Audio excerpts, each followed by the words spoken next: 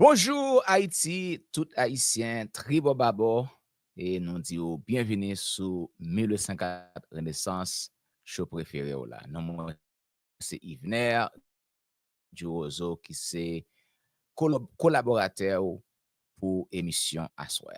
Nous saluons tout côté où y Haïti et dans diaspora et c'est dans toute diaspora, c'est un plaisir pour nous capable de trouver la caillou quel qu'il en soit côté où y est dans samedi soir ça. Et avant de commencer, inviter amis, inviter famille pour capable chita sous chaise bas pour garder belle émission ça nous va porter pour asseoir. Donc avant d'aller plus loin, inviter collaboratrice fatigamment Guylaine Boutus pour rejoindre au studio. Assoir la Frisnel, il pas avec nous assoir, il a des difficultés, mais il va rejoindre nous semaine prochaine. Donc, Guylaine, comment y est? Ça qu'a fait? Ça qu'a fait, Yvenet. Bonsoir. Bonsoir tout le monde qui a écouté nous à soir. Moins bien. En Angleterre, nous gagnons un jour soleil. Nous pas gagnons pile nan yo. Gagne de nous gagnons 4 non année. Mais je dis à t'es vraiment bon. Et content de ce que me rejoindre nous à soir pour une autre émission 1804 Renaissance. Wow, sou gen un jour soleil, Guylaine, pas un problème. Bon, ici là. Nous tellement gen soleil. Nous avons. Nous tellement gen soleil. Nous capable bail. Nous qu'importe monde qui va côté, pas un problème. Et pensez même inviter nous à soya capable voir soleil pour si c'est soleil ou manquer parce que nous pas manquer ça aussi même. C'est ça, c'est ça. Yeah. Donc avant nous mener inviter nous, on nous fait causer tout petit des proverbes nous en Guylaine. Proverbe nous qui dit et ce proverbe nous gain déjà bat chien tant mettre li. Et qui dit comme ça bat chien tant mettre li.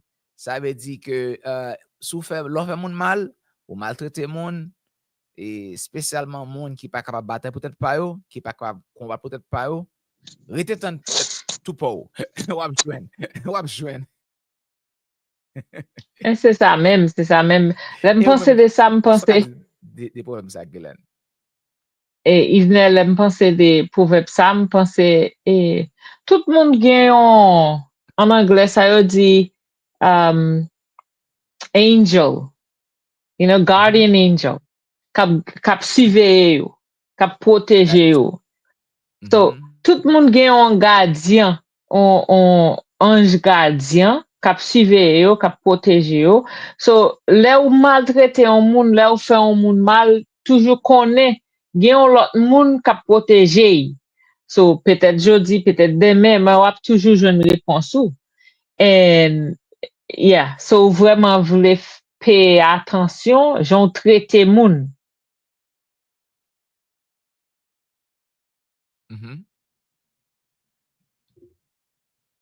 Yeah.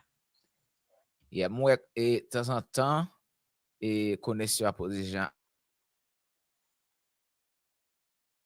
aller tourner, aller tourner, et par contre, ça qui fait ça. Par contre, normalement, en Angleterre, nous toujours gagnons. Pas vrai? Non, les doués bon. Pas de problème avec Internet, boy, ici, là, par contre. Sorti?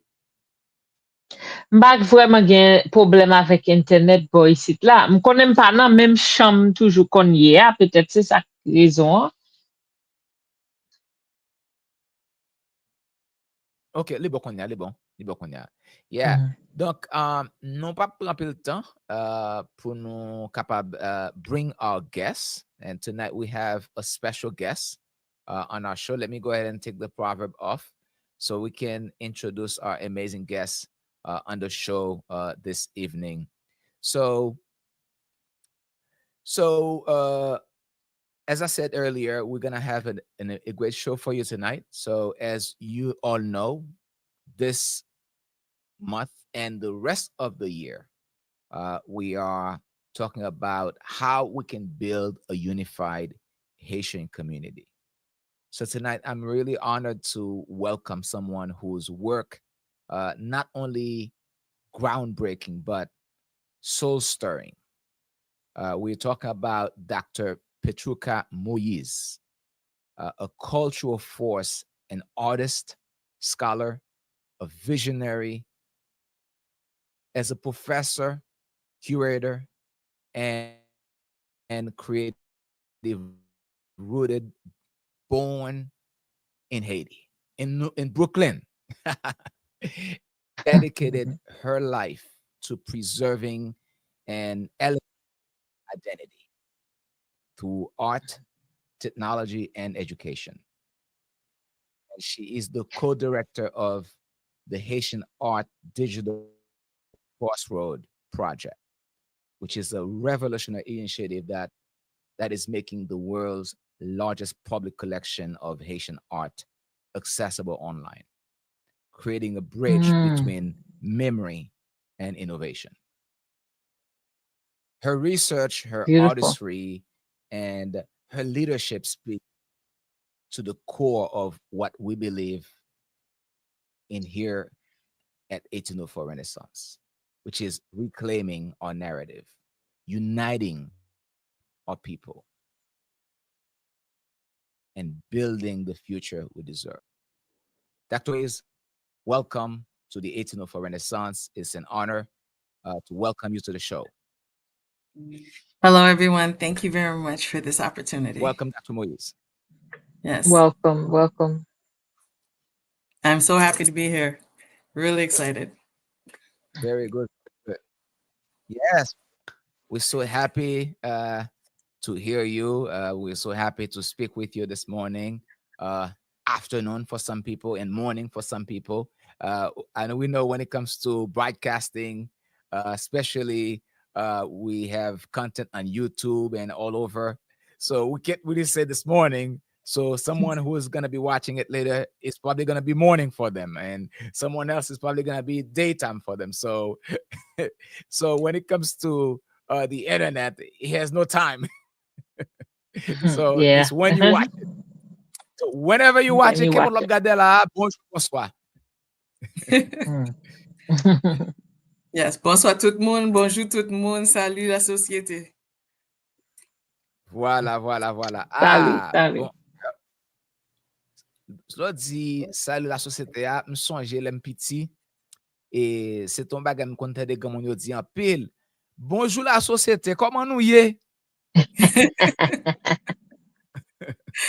Yes. When I feel like when I say it, I feel like I'm talking to our past, our present, and our future. Oh my Ah, God, that's so beautiful. Yeah. I like that.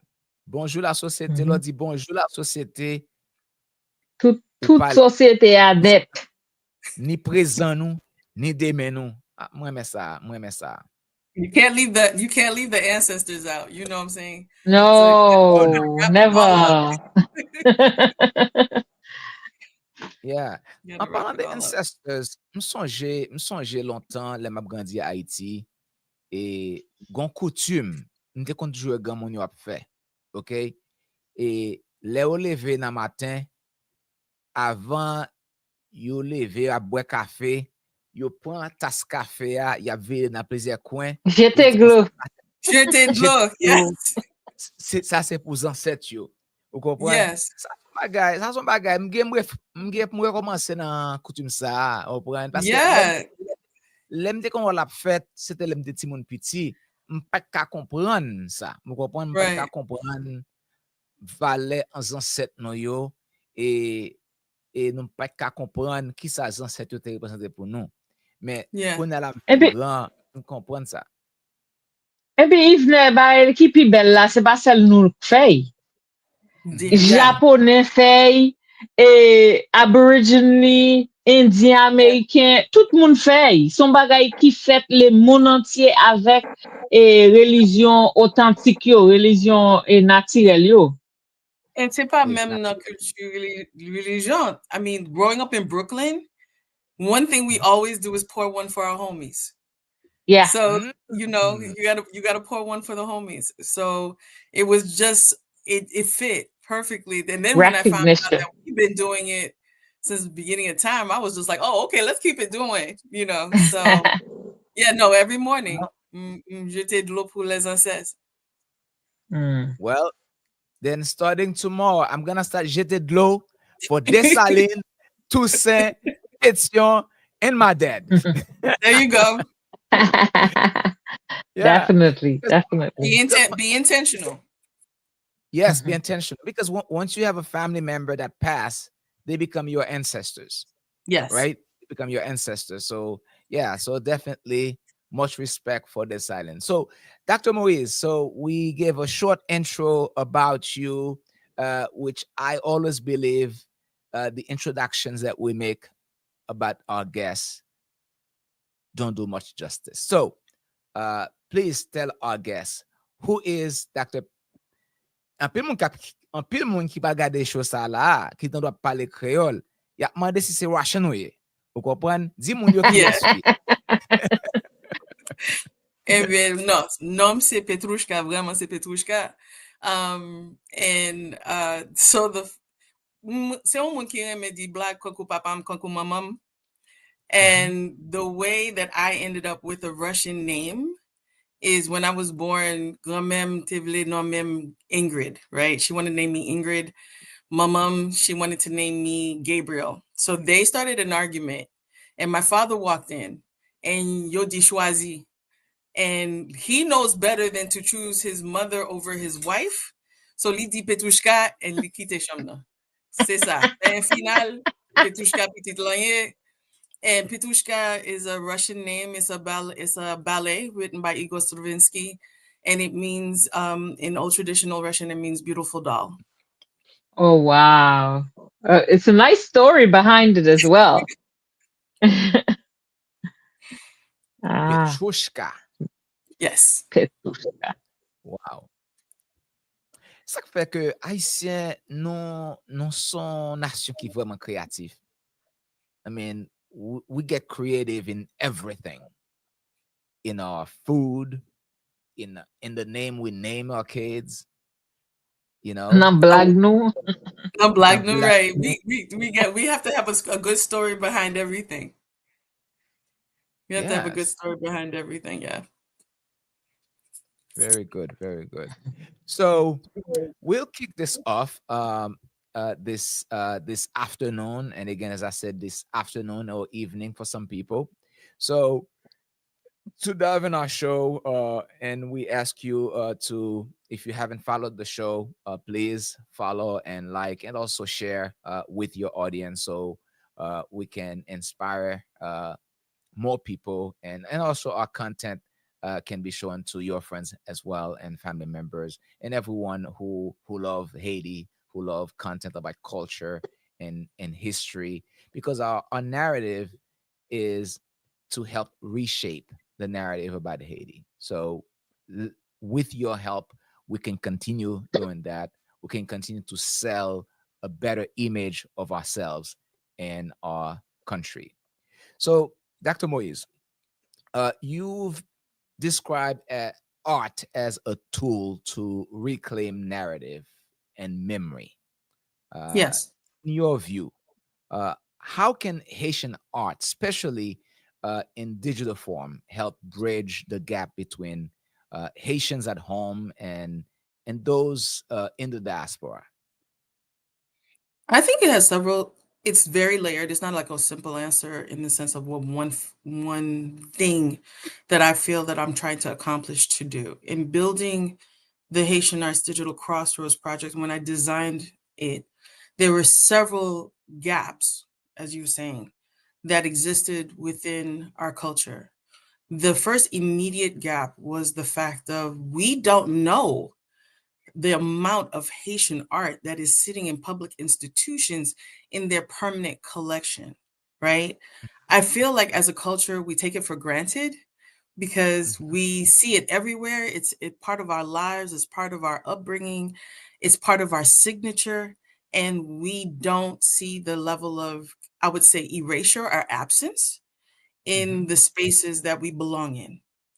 And so for the first part of my project was definitely in the sense of helping people to discover that the largest collection of Haitian art outside of outside of Haiti sits in Waterloo, Iowa. They have over Really? 2,000 pieces of Haitian art at the Waterloo Center for the Arts. And so my responsibility, after I finished my PhD at Louisiana State University, I won a national Mellon Foundation grant. And I came over as a postdoctoral fellow to design initially to how to digitize this collection, how to bring it to public access because it didn't have a digital presence. When I came into this project and I saw my culture sitting in this very remote space compared to where the Haitian community is, because there was no Haitian community at all. This collection was not brought together because there were Haitian people in Iowa. It was all collectors who had donated to this one museum, and they got the reputation, and people just continued to contribute. So I was brought in to bring in the Haitian narrative. And so this was not near Brooklyn, not near Miami, not near Chicago, you know. So I saw it as we needed to bring the community there. So in the sense, my first mission was pèlerinage. We need to create a pilgrimage where people are coming out here to see this. The second bridge that I was hoping to do was close the gap between the diaspora and Haiti. A lot of the times when we are discussing Haitian art, we are only discussing Haitian artists that are coming from Haiti, usually around the time of Saint-Troda, starting in the early 50s to now. And so it's also something very important for me as Haitian artists like myself, born in the diaspora, to be able to connect back to home. So I felt that this was an opportunity for us to educate those of us in the diaspora, and then for Haitians in Haiti to hear and see us, to see that we are trying to stay connected. Another thing for me with the website of how actually Haitian art speaks to our story is that we sometimes treat art as just an aesthetic tool. When we think about literature, when we think about dance, when we think about political science or history, right, we have a direct connection. But when we look at the visual arts, we don't treat it as a way to think about those subjects. And if you look at Haitian art, for me, it was very significant how the images in these paintings actually connected me to the narratives of my parents who came to the United States in exile. So when my mother would talk about an iguaz, and there's a painting that has an iguaz in it, now I can visualize what it is my mom was talking about. When my father would talk about Rivière Froide, and there's a painting about Rivière Froide or Sodo or Bassin Bleu, now I could visualize these places in that time when my parents were in their youth. So it was an ability to connect to those cultures and to those stories.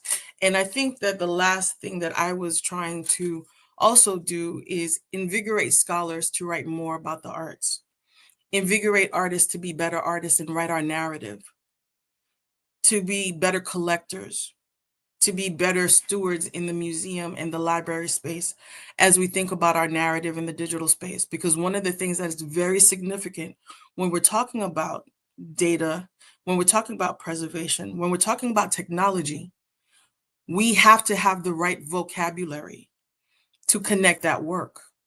Because right now it's all about the tagging. And if you do not have the proper tagging, you will not get the proper visual. And our language then becomes so significant because there are words that are used to truncate our culture, and we need those Creole words. We need Creole in the center of this conversation because that is how we connect to this. So I walked in with one agenda and I told these people, nah, I got 15. I have 15 Wow. agendas. So I ain't going nowhere. You know, it's very shocking to hear that. It's really shocking to hear that. And as you mentioned, when we look at Haitian community, nous pas ouais Iowa, No, ou comprend? Nous é New trust York, me. Nous é New nous York, é nous é Miami, Miami, nous é nous é Montréal, Chicago, nous é Chicago, Boston. Montréal, nous é Boston, Washington Voilà. D.C. Yeah. You know, Ou we pas don't côté see ça. Iowa. Even myself, when I was awarded the grant, I was living in Louisiana. Louisiana. I was in the red beans and rice. I was in the Mardi Gras. I was in the land of the Haitian people. And That's right. I was like thinking, I'm gonna leave the cane to go to the corn. Pukisa. You know what I'm saying? Because it was like when I went from, and I grew up in Brooklyn, I lived in Miami, and when I moved to Louisiana, it felt so Haitian. It felt like I understood. Brooklyn was home. You know, Haiti is always home, but Brooklyn was home because I knew my streets, I knew my places, I knew my place, my places. But I stepped in Louisiana, and day one, first somebody said, "How your mama and them's?" Okay, I know they call l'église like same rules. I was like, I know how to move here. Their red beans and rice is our sauce poivre blanc. Chaque lundi, That's right. every Louisiana household, jus avec sauce poivre. That was like, okay, I'm not going nowhere. I'm here. And I was there for 20 years. But to You come like here, yeah, but to come here, and what made this so significant when I arrived, and I arrived in the middle of COVID, what made this so significant is that I have lived in this country for 50 years and I've never seen myself reflected on the walls. So my identity was always internal. And the ability to now make this an external experience, it was a shy. I ain't gonna lie. It was very heavy. You know, I think I went through a lot of existential crises, like, am I Haitian enough to tell this story? And then at the same time, it's the scab of knowing that you had to come to this country, maybe forcibly acclimate or willingly acclimate, or just always going into spaces where you're not Black enough, you're not Caribbean enough, like you're always having to prove the identity that you choose to represent. And yet it's not reflected because people don't see, they don't know what you're talking about. They don't understand, how your home life is. When I'm telling people I only spoke English when I was sitting in a classroom. When I go home, we're not talking English. We're not having the habits of an American. I can't go play outside. I'm not going to dance. I'm not Dormi la doing. kazami. Yeah, no, you can't go. I can do me kaimun. You know what I'm saying? These things that is in the landscape that we live in, but we don't live it. That's what I'm saying. We don't live it.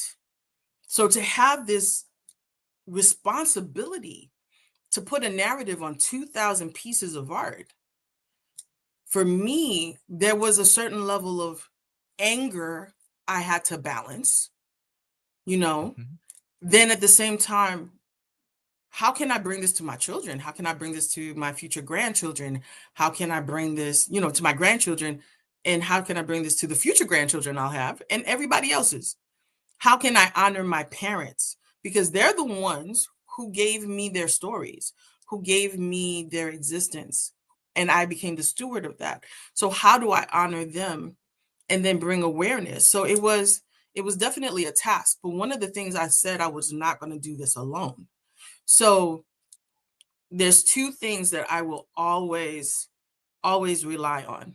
Two principles that we have. We have the principle of l'ACU, intergenerational learning and intersectional learning, and Combit, where we do collective work. And I knew that I was going to have to go back to our Haitian experts, our scholars, and create that space for them so they can come to with me and help me do this together. So in my effort, when you're kind of designing how are we going to approach this, it's not just taking the pictures. It's not just putting it in a catalog, right? You cannot use the way of the colonizer to decolonize space, first and foremost. Ooh. So Can you say that again, please, Dr. Moïse? thank God I already signed the contract.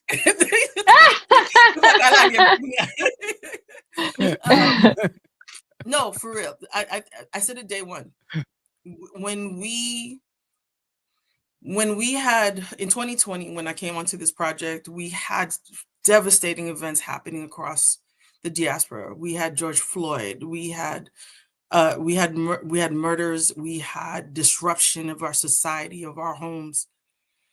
And one of the things that everybody was talking about was decolonizing spaces, right? So that became like a hot, trendy term. And as people started saying, well, how can we do this? And I was like, well, first of all, we can't use the way of the colonizer. If we are going to decolonize space, we have to not use the way of the colonizer, right? And the way of the colonizer is that X is equal to one answer. The way of the colonizer is that we should only do things that can be monetized, right? If it's not making $1, it's not making sense. That's what we've all learned on the American landscape. It's like the pursuit of happiness, right? So for me, when I started to think about who is collecting our information right now, right? So the two gold stars was the Library of Congress and the Getty Foundation. These are the two gold stars of the standards of looking at Western provenance and the information that is collected. Yeah. And so in provenance, power is given to the buyer, not the doer, right? So we collect 7 lines of data when we're going into a museum on standard. So the name of the piece, the name of the artist, the measurements, the medium, who was the donor, okay?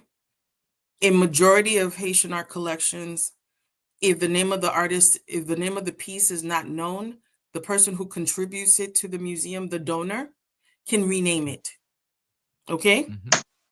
If the name of the artist is unknown, unknown is acceptable in databases. Measurements don't lie. Math doesn't lie. Medium, they may know what we use, they may not know, they may leave that unknown. But what never goes unknown is the donor. So I wanted to go beyond provenance because I don't care who owned it. I want to know who is it.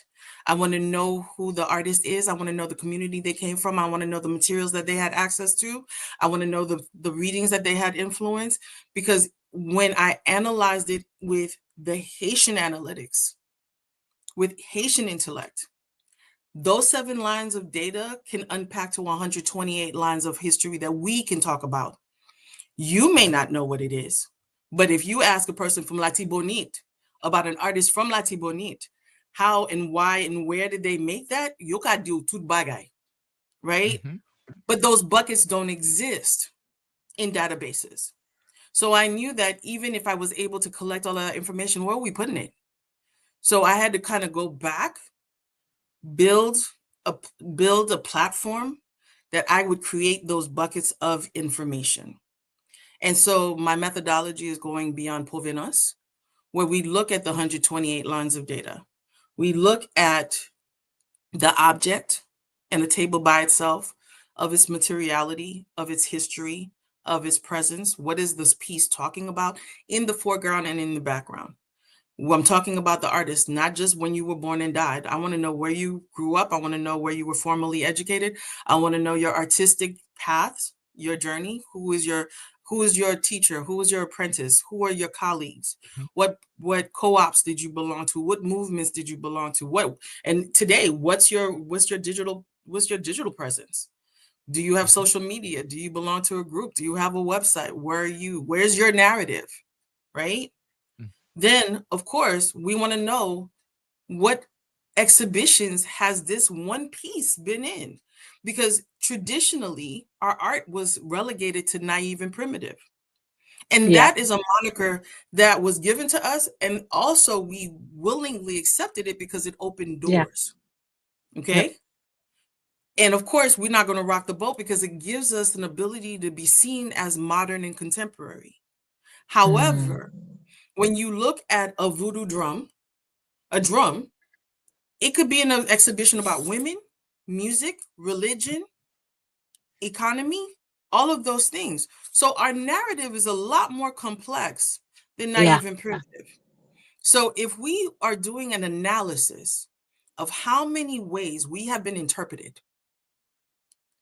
and then how many books have been written about this? And I, as a professor, if a book is written in French and I'm teaching an English class, it's not that I cannot do it, but it is not encouraged that I introduce the French lit without a proper English translation. Also, schools are going more to the digital platform. So if you have a book that you've published that would talk to Haitian art, but you haven't set up the right kind of parameters for me to be able to use it in my classroom, I could get the book for myself, but I can't use it in the classroom unless it has universal rights. So that limits right then and there if we don't understand how we're going to keep this narrative alive. So I, in my effort, was like, okay, I created the 128 buckets. Now, I can't do this homework by myself. So we created the Digital Aku, where I invited 31 experts across the globe to participate in helping me to build this narrative, right? Because we need those principles. Because I wasn't going to, like I said, I was not going to use the way of the colonizer. So I used the way of us, the way of les ancêtres. I used voodoo principles and I used Haitian cultural principles of how we developed ourselves as a nation in the way that we are going to tell this narrative. That is also brilliant. I mean, listening to you say this, and I've been in several meetings. I live in the UK, so I've been in several meetings with people who have said, "Oh, my grandfather owns a lot of this and he owned a lot of this and I have it now. What can I do with it?" And then I'm also in the same room with researchers on Marie Louise and Wyom Christophe and the connection between the UK and Wyom Christophe and Pétion. I mean, the British Museum has articles, and items from Pétion age in the sort of warehouse or archives. They don't put out, but they have it in archives. Can you imagine during the Wyom or during the early republic how many institutions and how many families own articles or paintings or items or clothing? When the Wyom Christophe ended, people just ravished the citadel and they took everything from there. My mind is going while you're speaking about this. I know you're working in the US, and I'm thinking this needs to be something larger. This needs to be something where we collect and archive who owns what of the republic, so that when we do have control of a governance, a governance structure that is legitimate and that cares about the Haitian people and it cares about that we can reconnect these archives to our republic, because that's where it belongs. It's not about when we can now. See, that's the catch.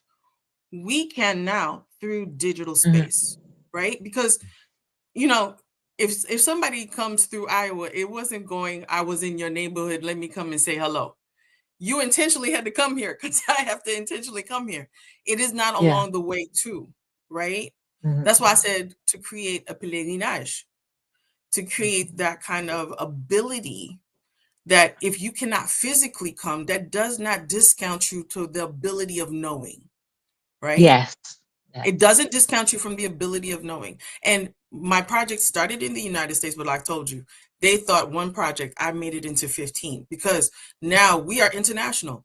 I am trying to find all institutions across Europe, South America, Caribbean, anywhere in any place that has Haitian visual art, right? And I'll show you how significant this is for me personally.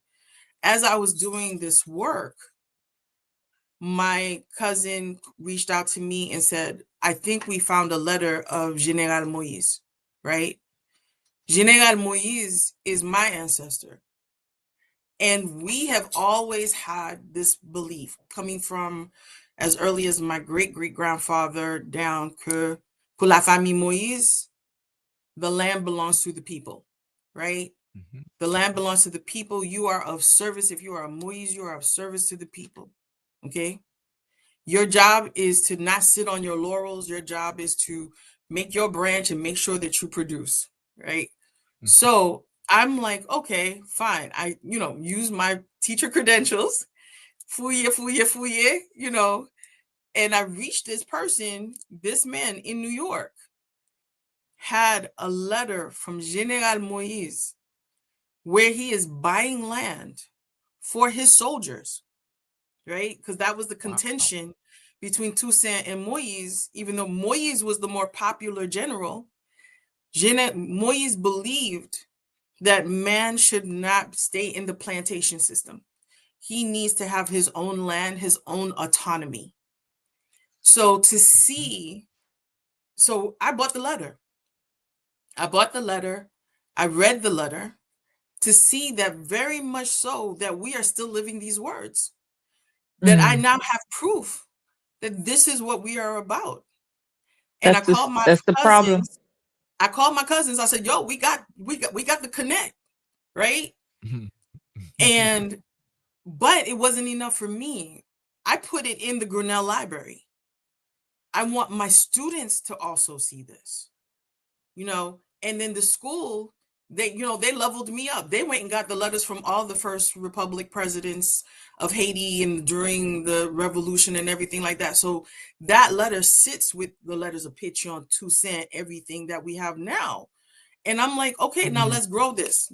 Let's connect the art that reflects this. Let's find the images that talks about the writing. So that's what I've been doing. And we've been working with the Jacob Lawrence prints. We have a collection of the Jacob Lawrence prints because Jacob Lawrence, during the Harlem Renaissance, wrote a book about Toussaint Louverture, a children's book back in 1934. He painted all the pictures. Oh, wow. So to do that, so I just did a exhibition at the Waterloo where I took these 15 prints and I mashed it with the Haitian Art Collection. And I named it Fleuve, the Revolution of Freedom and Flow, because I wanted people to see that there are different artistic revolutions that have happened in Haiti and outside of Haiti in relations to how we impacted the Harlem Renaissance. That's what I'm talking about, leveraging. So we don't have to wait till then when we have a stable government. We can do this now. We can connect now.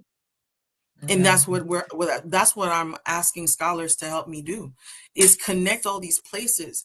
And I've been the Johnny Appleseed of everything Wapcon Haitian art for the past 5 years. Because everywhere I go on Instagram, Wapcon Haitian art. Yeah. So Dr. Moïse, so we're gonna go ahead and take a short break. Then we'll be back. But before we take a break, Marie Nadine Pierre asked you a question, and she wanted to know, was your ancestor the same General Moïse who was the General Toussaint Louverture's nephew? That's what Marie wanted to know. The answer is yes, but here's the deeper tea. He was General Toussaint Louverture's grandson because his mother was Toussaint Louverture's daughter. But he would always be presented as my favorite nephew. Yeah. Tonton. Tonton. Vous connaissez. Vous parlez le cheveu blanc. C'est pas so, yeah, that is the same General Moïse that you read in the Black Jacobins. Marlene Dot did a wonderful, General Moïse in this book, right? She gave me such details about my ancestor And I so appreciate it. But yes, that's him. Thank you, Dr. Do. So we'll take a break. We'll take a break right now, and then we'll come back with our second segment of the show, and we'll see you soon. All right? Yeah. Look, I'm Haitian. Yeah, I'm impatient. Yeah, if I want it, I'll go and get it. Yeah, with no hesitation. Yeah, never on time for the party. I'm always on time for the paper. Yeah, told you I'd be there by 9. I probably won't make it till later. Because I'm Haitian. They know I'm Haitian. Yes, I'm a Haitian. Yes, I'm a Haitian. We must stay vigilant until we are free. Well, I think right now, genre filmmaking is opening itself up to finding inspiration in culture. So we're just seeing filmmakers in the genre space going back to culture. So I'm inspired to do the same thing. So I just went out looking for my people, and I found them here at the festival. Man, I feel great every single time. I feel inspired. I always feel inspired after every single festival. Just ready to see more work, and also for myself to do more work. Seeing it being done by Haitian people, by other people, lets me know that it's possible for myself, and it's possible for you as well too. One of the things I like about the film festival is that you guys bring in the culture, and you can really feel the community of love and of the Haitian community. But to have the meaning behind it, when people come in, and even if they're not in the Haitian community, you can just definitely feel the love for the culture, and that's what makes it memorable, and that's what makes it impactful. La joie, la mort, le désespoir. What does that mean for the U.S. to arrive in a nation that was created by former slaves? Almighty God is hiding in the cloud, watching us. L'espoir fait vivre. The ancestors are calling me into battle, Tabitha. This is for my baby, and this is for Haiti. Because I'm Haitian. They know I'm Haitian. Yes, I'm a Haitian. Yes, I'm a Haitian. The fellowship, people talking, watching these amazing films, and just to share with our community, for them to be empowered to deal with like difficult things that are going on in Haiti and the beautiful things that are in Haiti, the complexity, you know, and that's what I really wanted to show, and it felt was successful. We have great filmmakers where their films are traveling abroad, internationally, locally, making an impact. So, you know, we're just gonna keep championing Haitian creatives, filmmakers from the African diaspora. They're doing amazing work. We're gonna have 2 days of amazing films here at the Bonzil Gallery Theater, and we're gonna have films online. Come look at the best that we have in our community, and come see us.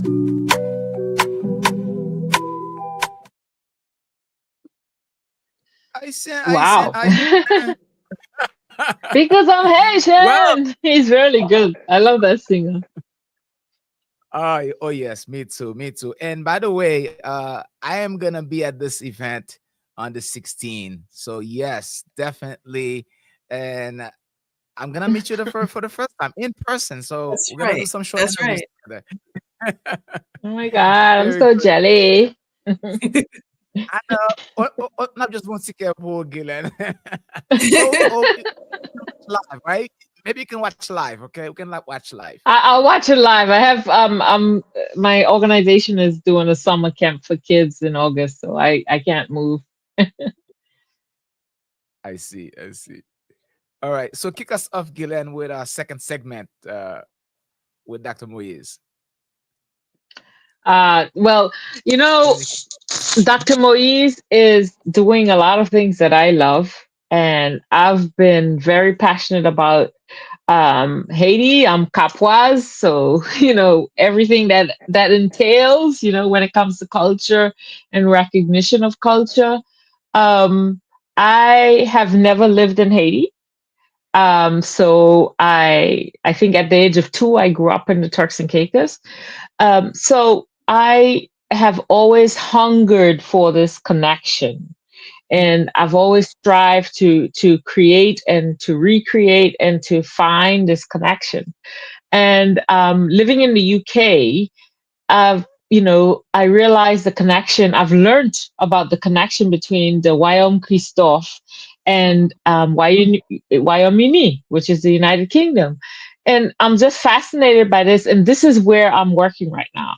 So when you say that you're archiving all this stuff, and I think that's where my light bulbs went off, because Henri Christophe had like 3 bank accounts here, and we don't have this sort of governance structure that's looking out for these things. Like what happened to the money, and what happened to the art, and what Henri Christophe had all these things. The Citadel was decorated. Sans Souci was decorated. What happened to those things? And that's where my brain is. And I so love what you're doing. I love the work that you're doing. And I'm just hoping that more people do it. And my question is, where do you see this growing larger than where you are right now? Where do you envision this? Or have you thought about global connections? Because I know Wyoming Christophe had connections with Germany, had connections with Poland, and he had foreigners in his military. Where do you see this? How do you see this growing?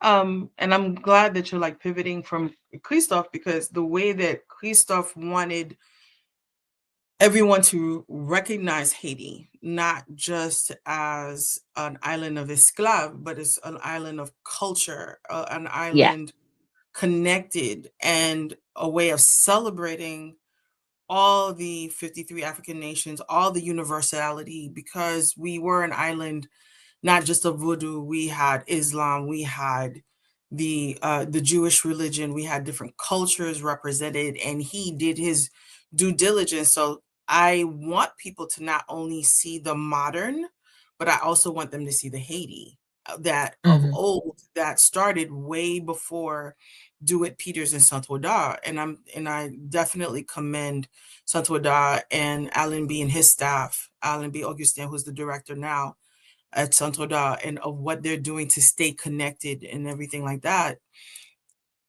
I started off with the Waterloo, like I said before, but within my walking around and saying Wapkwan Haitian art, we've been able to partner up with 15 other institutions who are going to put their collection on top of the Waterloo.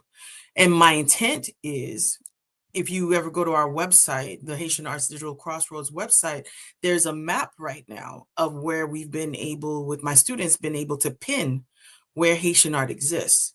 I want to find all those pins. I want to bring us all to this platform that I'm building, because it's one thing to look at an artist one tab at a time, because maybe somebody will have one Joli Mot, somebody will have 2 Préfet Dufault.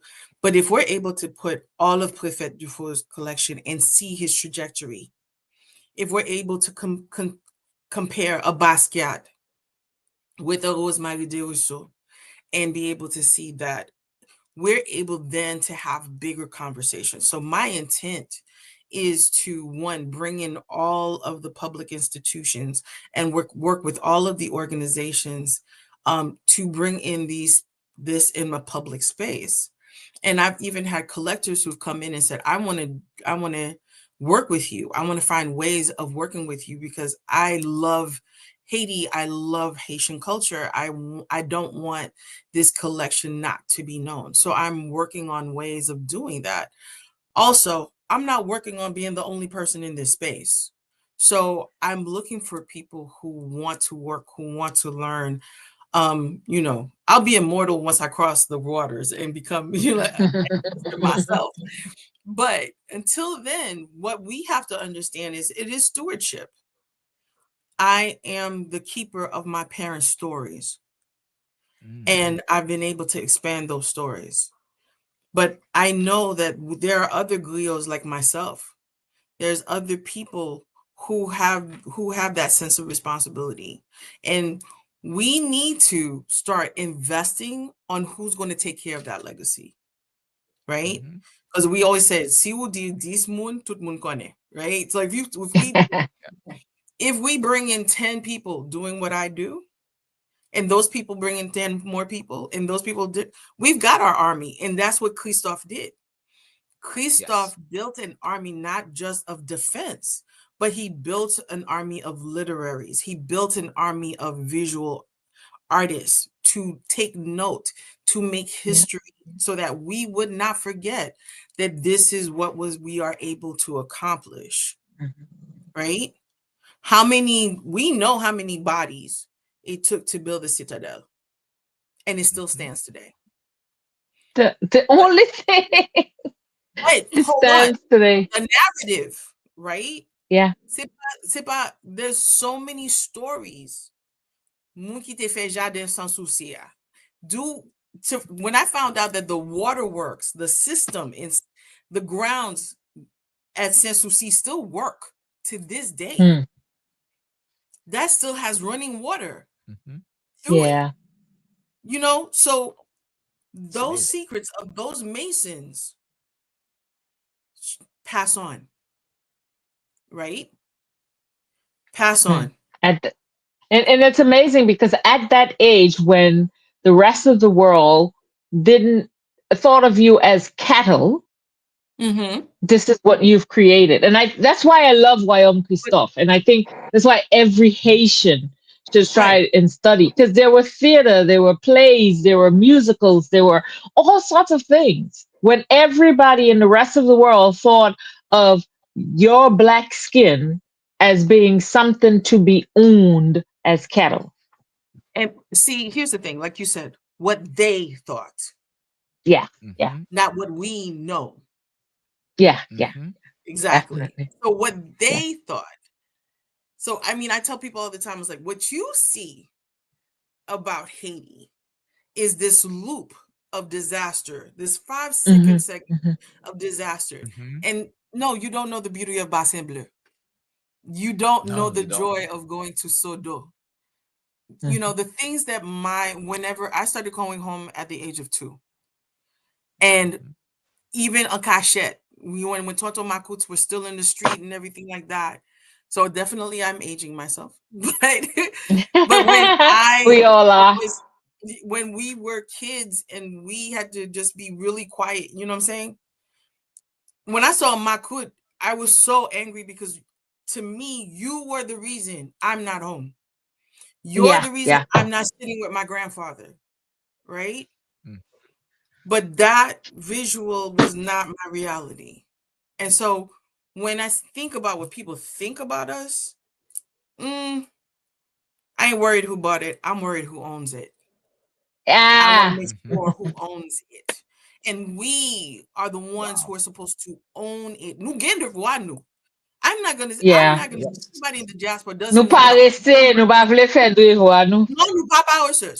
we are not lazy. We are not. Look, anybody who had to get up at 5 o'clock in the morning on a Saturday to go clean the house, and you couldn't go outside because you couldn't play until the house was clean, until mom was satisfied. The problem is we do not have the space, right? We've been kind of holding our breath. I could say like this is my personal experience. It was always, you're going to go home tomorrow. It's coming. We're going to go home. We're going to go back. So it was such a level of frustration growing up because I'm not part of this American landscape. I'm too far away from my Haitian landscape. When I go back to my Haitian landscape, I'm not there long enough. And then I'm getting tested. So you said, you know, so I have to always prove when I'm in Haiti that I'm Haitian enough that I can say the number 8, that I can say the word water. So I was always living between the cracks of when do I get to go? and thinking that my talents, my time should only be expended when it's perfect. There's no perfect. What I had to come to the understanding is my mother and father's Haiti, as beautiful as it is, as beautiful as it was in their memory, is their Haiti. I got to make my Haiti. Yes. Right? So I'm building my Haiti. I go home. I mean, the last time I got to go home was 22. I was supposed to be home last year, but they shut the airports down. And I was like, okay, I'm going to hold on to this ticket. And then American Airlines said, nope, not plenty que a même. So, you know, I want to go back home. I want to make my Haiti. I was promised to go home. I was born intent that I'm going home. So I drank the Kool-Aid. I'm not gonna lie to you. I drank the Kool-Aid. I was like, yeah, I'm going home. And I'm still gonna go home. C'est moun Saint-Louis du Nord, moun Jacques Mel moyen, moun Kafoufray moyen, Rivière Froide. I mean, like, look, for me, m'gen racine nan tout place yo. I'm going to make sure that my kids know that if I don't make it, dust me. Just me. Because that's what the intent is. This is what the effort is. So it's not that we're lazy. We don't know where to land and where to place it. But I've got to make it my Haiti. And I can't resolve on the 1954 Haiti. I got to see what this Haiti, what do I need in this Haiti? You know, what do I need it for me to do in this Haiti? So, you know, if I got to put it in the suitcase and bring it with me, that's what we were trying to do. Put the toilet tissue, put the spaghetti, put all of that until we learn how to pick from a tree and use a machete and open a cocoyer. You know what I'm saying? But we cannot go there with the ways of the colonizer, right? The colonizers got us believing that our comfort is more important than our truth. Okay. Oh, the comfort. There's no running water. Okay, Alfouillon make a well. You know what I'm saying? That's the truth. Right? Ben avec l'eau frette. Lord. Like, that's a mindset, right? Like, I know when I go home, I'm not gonna feel warm water. So I just rush through the spigot. Like, okay. I did that. You learn. You know, you learn. You know, like, you know what? I give props to every woman who drives in Haiti when I see a stick. I know she a beast. She driving a stick on top of a mountain. Let's go. That's my goal. That's my goal. You know, so I think that what we need to do in the process is think about the world that we want to have and let's go build it. You know? That's the way I'm seeing this database. It's the way that I want to look at Haitian art, the way that I was not allowed to look at art as a child. I want to be able to see our narrative collectively, not just one piece at a time. I want to be able to say our narratives. Very good, very good. Very good. Oh my goodness. I this conversation is just so lovely. And my final question for you, Dr. Moïse, and I know this is not my final question because on August 16, I'll have more questions. But in your experience as both an artist and an educator, how can we involve more young Haitians? As we know, Haiti is a young country, right? Is a young country in a sense. The majority of the people, they are young. They're young. So they're less than 30 years old, right? And especially the second and third generation diaspora in preserving and evolving the Haitian cultural identity. So how can we involve more the young Haitians? I think that we have to, one is a stigma. There's a stigma around art. We don't teach art appreciation in primary, right? And if you do get it on, like in the diaspora, if you get art appreciation and you go home and you tell your parents about it, they discourage you. They don't see it as a tech, we are so driven to steer our understanding towards technical skills. Like that is success. Doctor, lawyer, engineer, architect, I felt in the same trope. I went to school for 4 years for architecture, where I realized I love the art. I don't like the business. And I would have been a great architect, but I valued stories more, the history more. I think the thing about it is, what I want our young people to know is that we are in danger. This is not just in the sense of, oh, we have to preserve culture because it's a nice thing to do. No, we are in danger of erasure. Because in a database, in the digital platform, the words that are associated, the words that are tagged to the visual is what will populate. And if we don't do our due diligence to put language, to put culture, to put identity in these art pieces that will go digital, they will be erased. In a museum, in a physical brick and mortar, if the building shuts down, they throw a tarp over it. When they reopen, or when there's a new director or a new staff, they take the things out and the art is still there. When you are building in a digital landscape, if I walk out, the codes walk out. Okay? God forbid something happens to me, then there's a loss forever. So the thing about it, that's what I say, it is very imperative that I build the people behind me. And so if people want to understand the urgency of this, if it wasn't, I'll give Miami as an example. These are children, people who are considered themselves the Zos.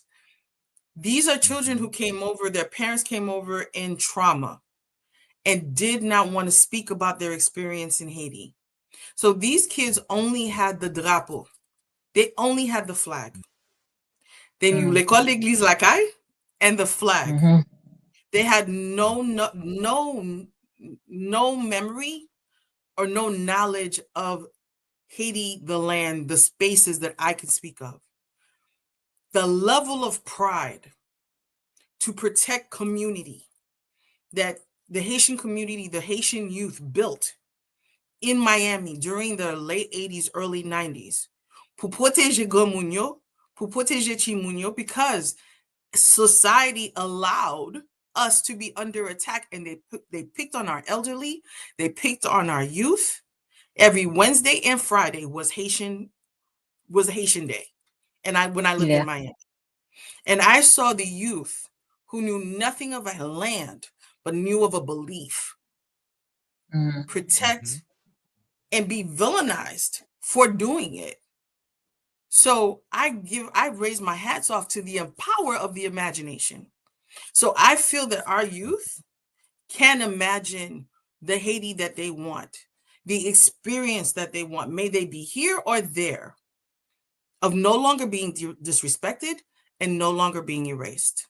So I feel that if we want to talk about what we need to do for the next second and third generation, is one, we need to get our stories down. We need to write them. We need to paint them. We need to tell them. We need to record them. We need to pass it on. And we need to build on that. Yeah. Wow. Definitely. I am 100% behind what you said, because I mean, I've finished high school in Miami, so I kind of had a short-term experience of the 1980s and the early 90s. And in the Turks and Caicos, it was the same thing, you know? I sometimes I sit down and I don't understand the anti-Haitian, this. But then I had a parent, a mom that was, pa okipe yo, konen ki moun nou ye, le nou te kon ap mette soulier, se, pi ate yo te kon ap mache, se la kay nou yo kon ay achete rad, yo I had all of this in my mom that taught me, the Bahamas and the Turks and Caicos, it was OCAP they went to for supplies. And so I had that pride in me that enabled me to survive that Miami sort of anti-Haitianness that was going on. And I do understand what you're saying, and I do accept it personally, being, having the experience that I'm doing, and I'm doing this in the UK. I run a cultural organization, and Wyoming Christophe is like the center of Black pride. When I talk to students, when I try to do summer clubs and things like that, Wyoming Christophe is at the center of it, because Black students are failing globally. Yes. And I think we kind of recognize this sort of individual success, but we don't recognize the holistic one, the collective one, the collective failure of this disconnect with culture. Right. Because culture is what you see the world, is the eyes in which you see the world. I think a Haitian linguist said that on an interview, is the eyes in which you see the world. So if you don't have that connection, you're blind, you're vent viré. Vous comprenez? Vent viré. Côté yo voyo ou point. So, and that's why we need.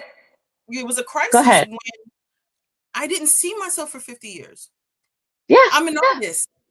I'm painting. I'm trying and to. I wanted to say that someone in the messages kept saying, she's an artist. We need to see her work.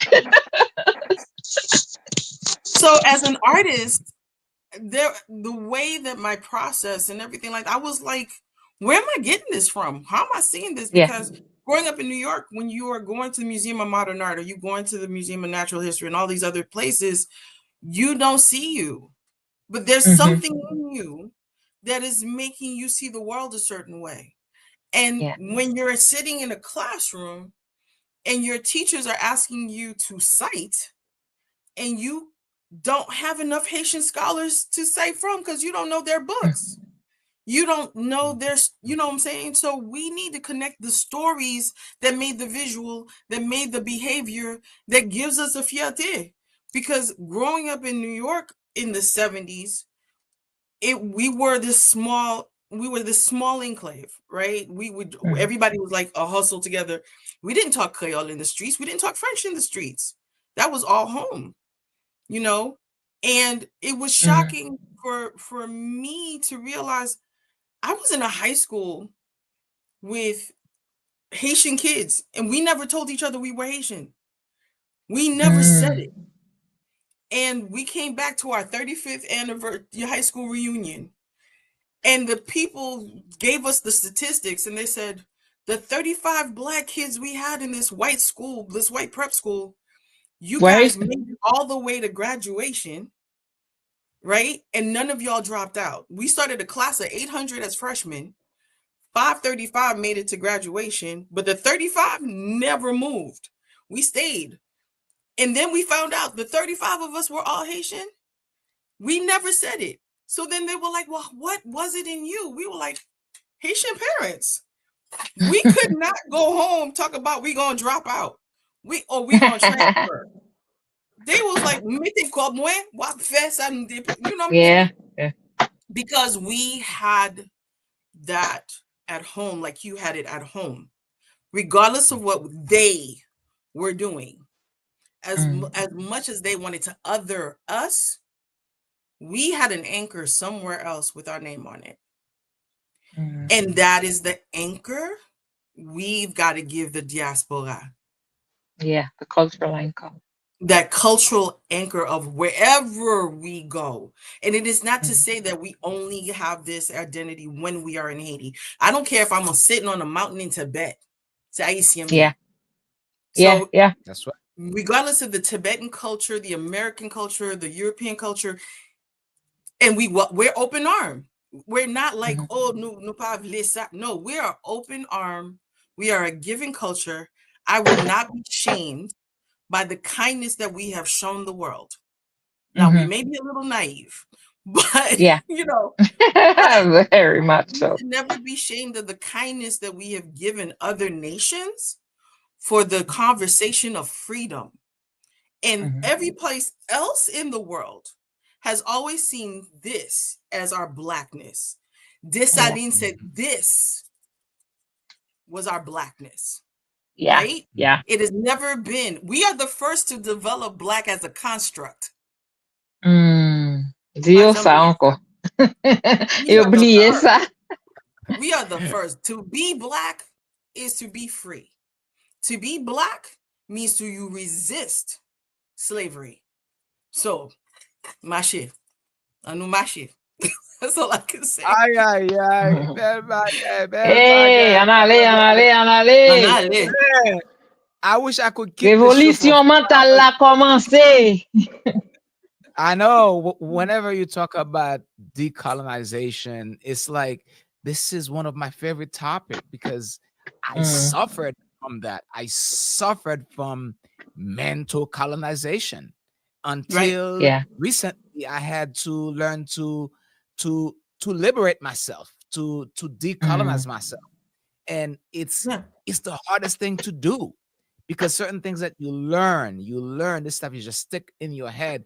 It becomes you're conditioned. Decondition yourself. We're conditioned to villainize ourselves. We're conditioned, and the thing about it is, it'd be something if we couldn't trace where it came from. Right? We know where it came from. Right. We can trace our classism and our colorism to the Code Noir. Right? We could trace the villainization of voodoo to the 1860 Concordant. Right? That's right. The church comes in, the Catholic Church comes in and says, oh, if you want the US to do business with you, if you want Europe to do business with you, if you want the attacks to stop, then if you want to have a priest in, because they didn't have a priest. They said Haiti can't be universal. So they said Haiti's Catholic. Then they turn around and said our language is French. Then they turn around and said our school system can only be run by nuns and priests. So if we compare that to the Willie Lynch letters, right? If you compare that to the Willie Lynch letters, when they say how to make a slave, you take a man's family away, you take his religion away, and you take away his language. Yeah. Okay. So the project was successful. The project was successful because they could take the chains off and they know that we're still, captive in our mind. But that's how we started the beginning of the show. There's a lot of people who saw jeter de l'eau as an evil thing. But to me, it made sense growing up as a Catholic. I'm like, wait a minute, I'm watching the priest do it. Why can't I? Why can't I? I'm like, wait, why? Why can't I bless my home? Why can't if we're talking about saints, where's the saints and the ancestors? What's the difference? Selective centered. Yeah. So and we have to see, we've been doing us for the longest of time. Because as Haitians, we talk past, present, and future all in the same. And I give an example when I'm talking to scholars about the fact of, I said I use voodoo principles and data in data navigating. In my data design, I actually use voodoo principles. It's not X is equal to one answer. X is equal to many answers. So I tell them, I said, every time you actually gonna go on an Amazon thing, you are actually using voodoo principles. And they're like, what? And I said, okay. You go in and you shop around, right? And then it keeps the history of what you did. Then on top of that, you get to put that in a shopping cart. That's a porto mitan, right? So you're planning, you keep things on a shopping list that's future, past, present, future. Una ceremony while you're shopping. That's a voodoo principle. Okay. Wow. That's what it is.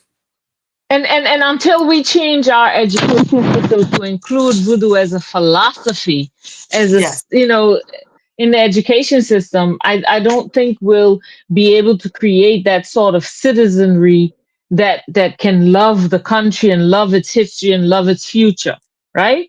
because Yes. we need to recognize the language that we've created, the culture that we've created, and we need to have a collective moral sense, and we can only get that from that sort of laku philosophy. We need to use voodoo as a philosophy, not the image of voodoo that we've been preached, the negativity. And I had a discussion with a friend of mine today, and she was talking, there's black magic and there's white magic. I said, just the term is disturbing. Right. What does that mean? The fact that you're using black as an identifier as yourself and also as an identifier as something negative, it's confusing. It's confusing. And the thing is, the youth are asking the questions.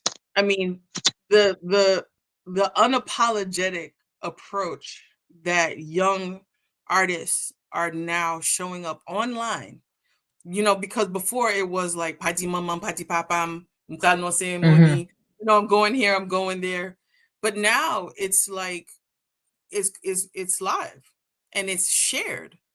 And like I went to my first Gide ceremony online, and I actually took my audience, my Instagram followers, and I said, look, I don't know nothing about Gide, but let's learn together. And I made it an educational thing. And I was like, okay, let's see how we could do Gide in Walmart, make it real.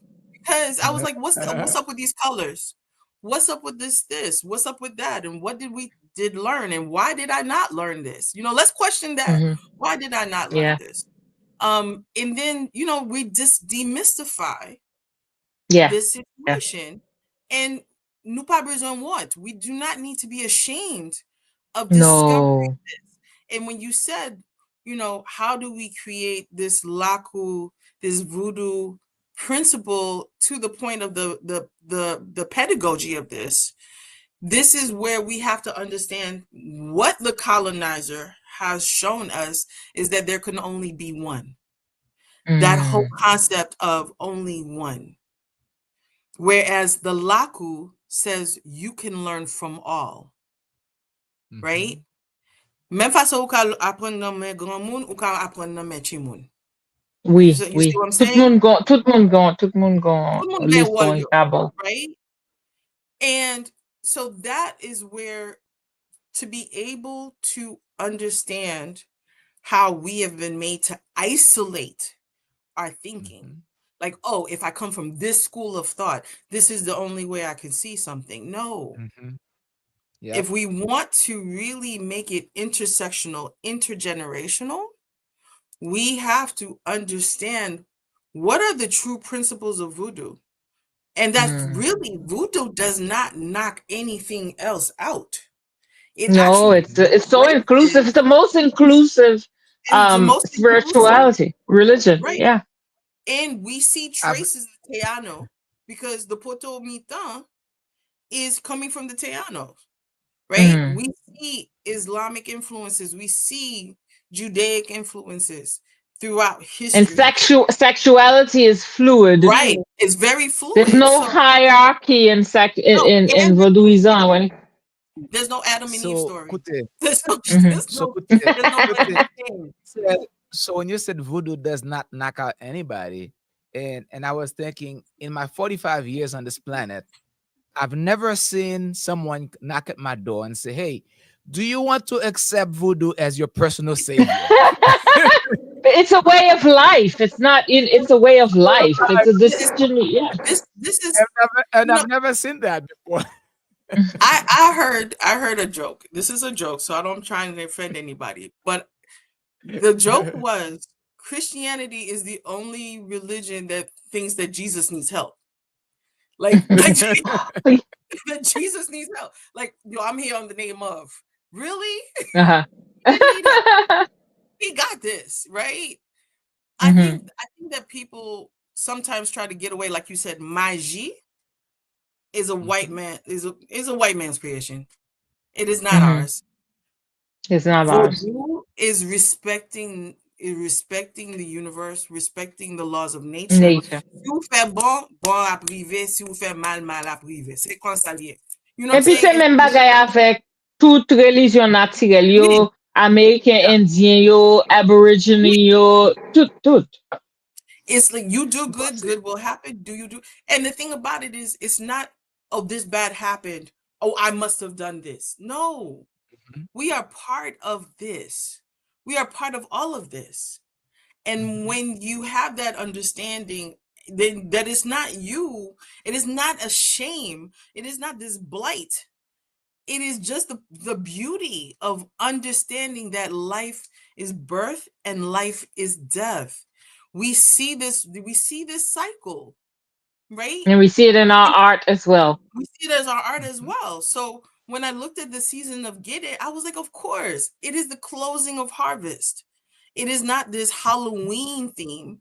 It is the closing of harvest, is celebrating the work that we have done. It is celebrating the harvest that we have done, the things that we have accomplished. And then at the same time, we prepare for next season. We plant the seeds, we plant the ideas, we plant our hope, and we watch that grow. And we prepare for that, and we make that. So there's a sense of ideas, but maintenance, preservation, and sustenance, right? And what we have to learn, I think another thing is, which is another part of our Haitian culture, is craser briser. We have to learn that we don't have to burn everything down. We have to learn to rebuild. We have to learn to be sustainable and preserve. Yeah. And I think, speaking of some belle show as well. I know. Speaking of, I mean, I just don't want to leave. I'm sorry, I just don't want to leave. I don't want to go. And speaking of, I know it's probably 2 a.m. for you. We'll let you go in a minute. So, and I think the oppressor realized how voodoo philosophy can really liberate Haiti. And they saw that. And they said, like, you know what? We had that chain in your feet. Nou te gen chada na pied ou. Kounya la, puisque ou batay ou etiye chada na pied ou, we're going to put that chain in your mind. In your heart, in your mind. Christianity is that chain. Religion is that chain that we have in our mind. Because how you gonna tell me, you know, you give me everything that I used to practice is wrong, is dirty, is this and that, and you presenting me a God, and you said that this God created the heavens and the earth. He created everything we see and everything we touch. And you're saying that God is omnipresent and he is omnipotent. He was there before, he's there now, he's always going to be there. He could see everything. He knew you before he formed you in your mother's womb and all of these things. And you're saying that God could not write a page himself, that somebody else had to write those pages for him. Come on. Okay, so I'm going to flip that on his head and giving your same example. Everything that they gave back to us, we gave to them first. Okay. Parce que même Jésus, c'est dans Northern Africa. Yo dit comme ça, pas mette, yeah. Everything that you just said, who taught them that? We did. Why? Because all of that omnipresent, c'est ancestre, c'est loi, c'est bon Dieu. Yeah. You know what I'm saying? Because the thing is, what people seem to forget is that regardless of whatever faith a Haitian person is, and nothing against the Protestants, Catholics, Muslims, Jewish, we are the most spiritual people ever known to man. Okay? We are the most whatever we do, we go in head first. We deep dive in anything and everything we do intentionally, right? And we're people who, when God said, you know, 3 or 4 of us in the center, I'm in the middle. I could tell you, I have watched my mother grab Krishna, rabbis, everybody, and she gets everybody in the prayer circle. You know what I'm saying? Because we believe in that higher power, regardless of whatever we want to call it. And we believe that we have that responsibility and that legacy to ourselves and our families. Mhm. You know what I'm saying? And your legacy is archiving this art, is trying to collect all this art and put it together so that we can have something tangible, visual, so that we can see. Oh, thank you so much. You Thank you. had a very engaged audience today. Man, thank you, everybody. Jacquille. Man, you had people, you had Jacquille, Marina Dean. You had a lot of cheerleaders here. In addition to that, we had there was another Dr. Raphael. He was there. He was sending flowers to you. And oh my goodness, I have so my cousin's here too, Sandy. So you had so much love, so much flowers. Yeah, And especially Jacquille. She's an artist. She's an artist. Her artwork is. I know. So very good, very good, very good. So thank you so much. It was just such an honor to share the stage with you. And Thank you. And I mean, I've been enjoying your talk since the pre-interview, and I was just bragging about it, telling Gillen and telling Frisnell, man, I'm just so looking forward to this interview. The moment, even though you were tired or sleepy, you're gonna get energized. And I mean, I just told you, I just came from work, and now I can start another shift. With no problem. I can't. So thank you so No, much. I'm yeah. Go ahead. Yeah. Gillen. I'm just happy that I think I'm really proud of 1804 Renaissance meeting and interviewing these amazing people that in the diaspora that have shown us that they're continuously working for the benefit of Haiti. And they're not asking to be magistrat or sénateur or president. They're working within their field, within the spaces that they occupy, to improve, the image or the idea or the history or the perception of Haiti. And I'm just so blessed that I get to meet beautiful people doing brilliant things every time we get an interview. Thank you very much. Thank you. It's been my honor. Thank you, Dr. Moïse, and thank you everyone for continuously showing us your love. And thank you, and continue to share our show, share our content on your Instagram, on your TikTok, on Facebook, and LinkedIn, and wherever you're watching us. Remember, our liberation, our freedom start with changing the way we think about ourselves, not the way we're told. Not the way we're told. Yep. And thank you, and see you next week. Oh, actually, next week, I'll be in LA.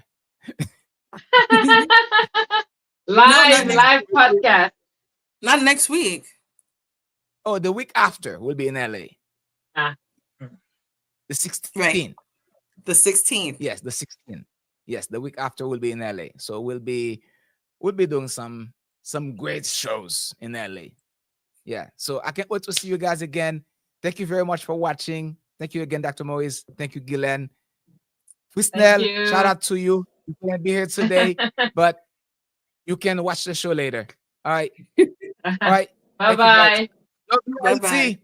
Haitians and Haiti. Have a good night. Yeah. Good night. Yeah.